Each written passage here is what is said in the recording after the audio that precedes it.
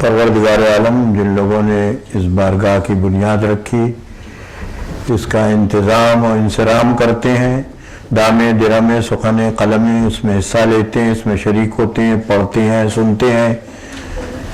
اس کی مینٹیننس کرتے ہیں، پروردگار عالم ان سب مومنین کو طیب رزق حسن کثرت سے عطا فرما، اس میں برکت عطا فرما۔ پروردگار عالم جہاں جہاں شیعان حیدر کرار آباد ہیں،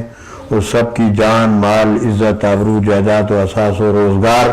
تمام مقامات مقدسہ، تمام روضے، تمام آثار تاریخی کی حفاظت خاص فرما۔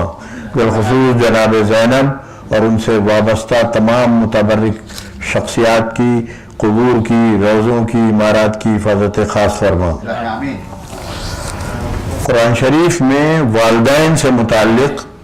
17 آیات ہیں صرف، جس میں لفظ والدین استعمال ہوا ہے۔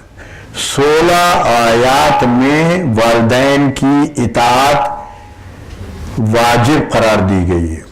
ایک آیت ہے 17ویں اور آخری آیت 17،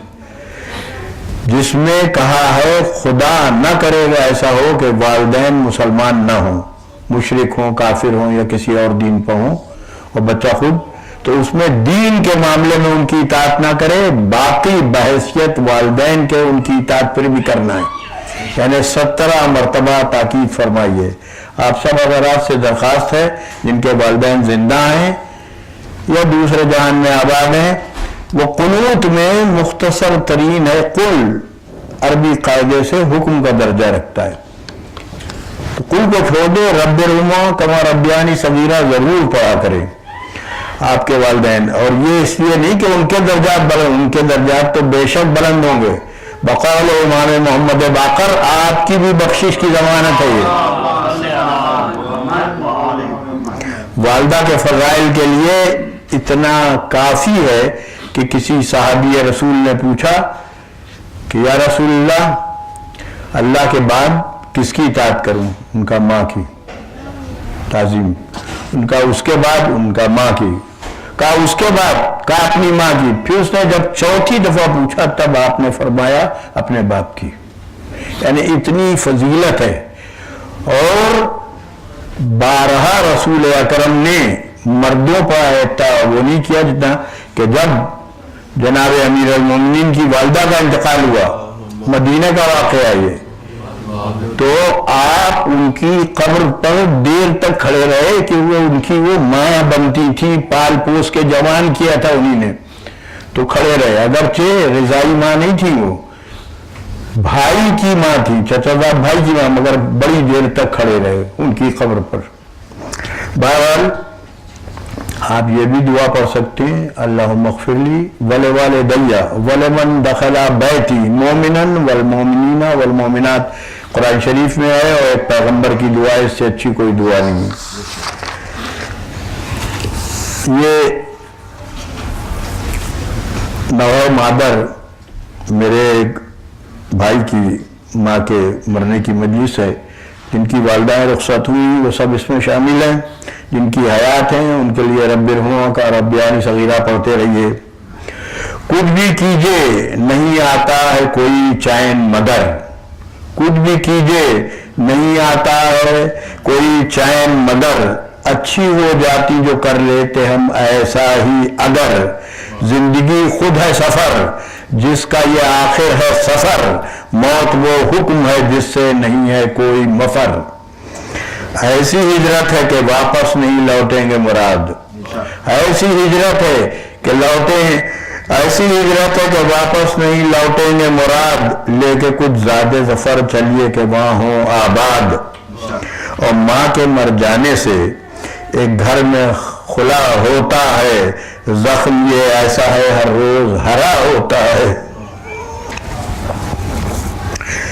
صبر کتنا ہی کریں کب یہ بھلا ہوتا ہے، کیا ہو تسکین دل اندر سے جلا ہوتا ہے، رحم کر ماں پر تو اس طرح سے،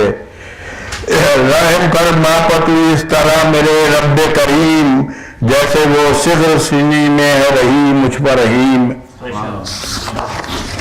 اور ماں کے اٹھ جانے سے لگتا ہے عجب گھر خالی، ماں کے اٹھ جانے سے لگتا ہے عجب گھر خالی، جس طرح باپ تو ہو اور نہ ہو کوئی مالی، گرچہ سبھی تو ہیں موجود کیا بالے بالی، وہ دعا گو نہ رہی گھر کی میری رکھوالی۔ سب یہ سچ ہے، سب یہ سچ ہے، مگر آ جاؤ ذرا کربل میں۔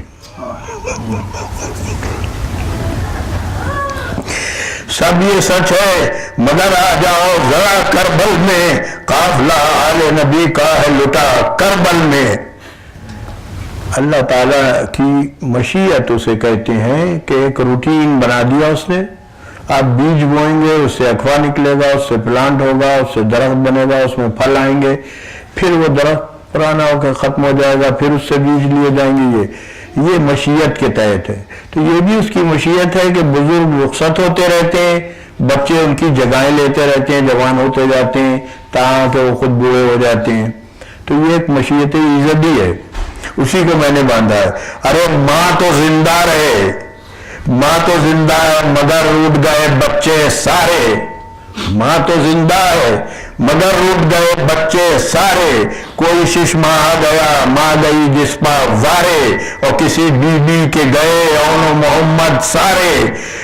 ام البنین کا اردو میں ترجمہ کیا ہے، کسی ماں بیٹوں کی بچے گئے سارے مارے، مائیں تو زندہ رہیں، مائیں تو زندہ رہیں اٹھ گئے بچے صدحیف، اموی زندہ رہو اٹھ گئے سچے صدحیف۔ درود بھیجیے